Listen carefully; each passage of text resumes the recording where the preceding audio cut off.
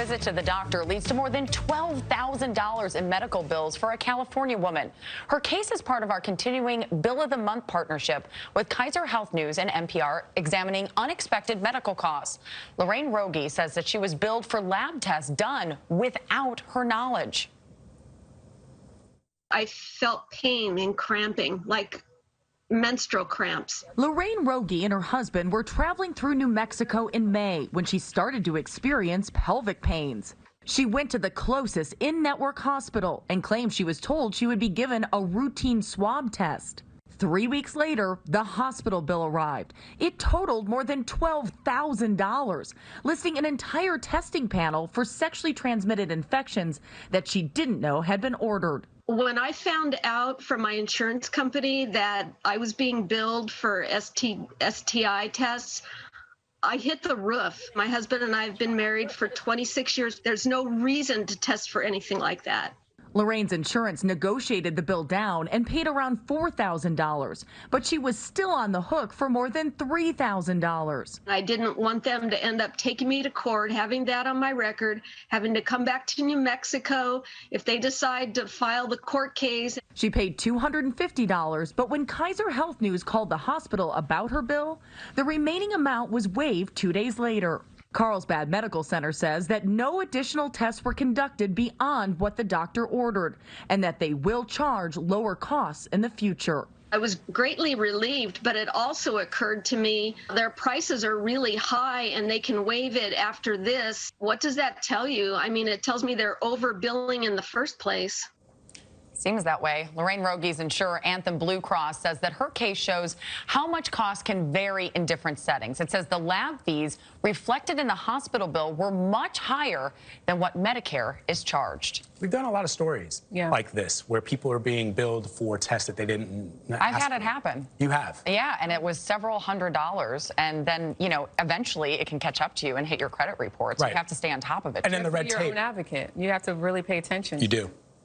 It's hard because the red tape involved in getting those fees removed can be problematic. It is, absolutely. So Dr. Elizabeth Rosenthal, editor-in-chief of Kaiser Health News, joins us for a closer look this morning. You heard us just talking right now. Thank you so much for joining us. But ahead of America's, you know, most influential... Sorry, I got a little off topic there. Reading the prompter a little ahead of myself. Dr. Elizabeth Rosenthal, thank you so much for joining us. Let's start there. Okay, good, thanks. Let's talk about this bill. How do you go from just a simple swab to thousands of dollars?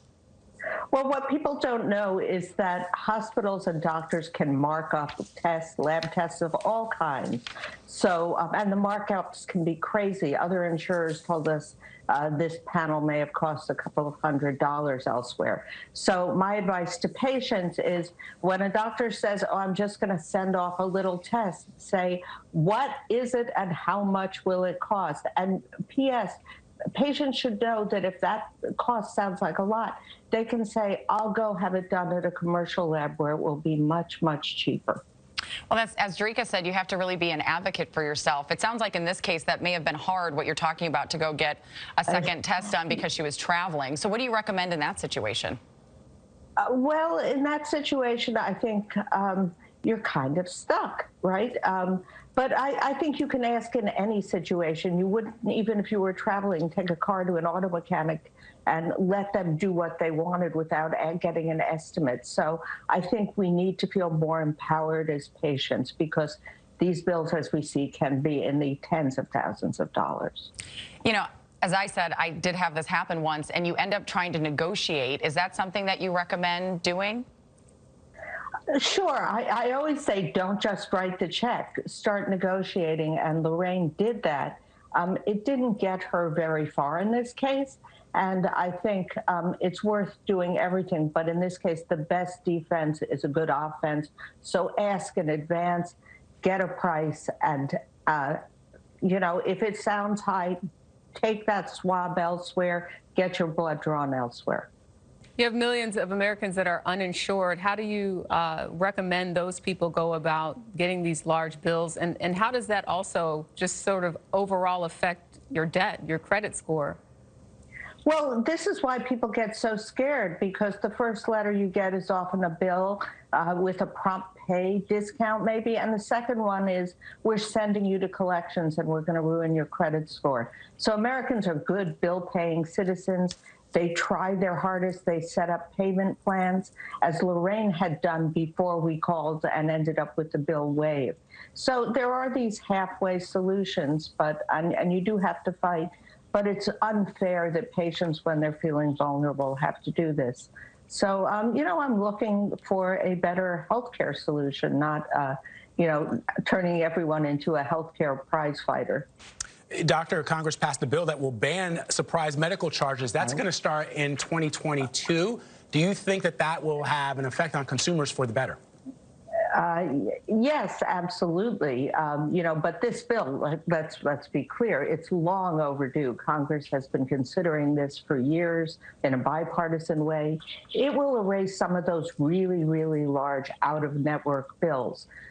So that's good. But there, you know, it's not what many of us had hoped for, or everything we'd hope for. I mean, first of all, it gives providers, hospitals, and doctors a little wiggle room to charge those bills still if they tell you a few days in advance we're going to do it.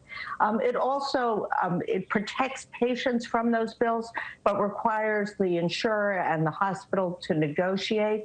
And I worry that insurers, rather than go through that cumbersome process, will say, we'll just pay it. So you and me won't pay the bill this year, but our premiums will go up next. So we're going to be watching really carefully how this new law plays out on people's bodies, but, you know, a nice end-of-year gift for patients. Really important information. Dr. Elizabeth Rosenthal, thank you so much. Thank you. This is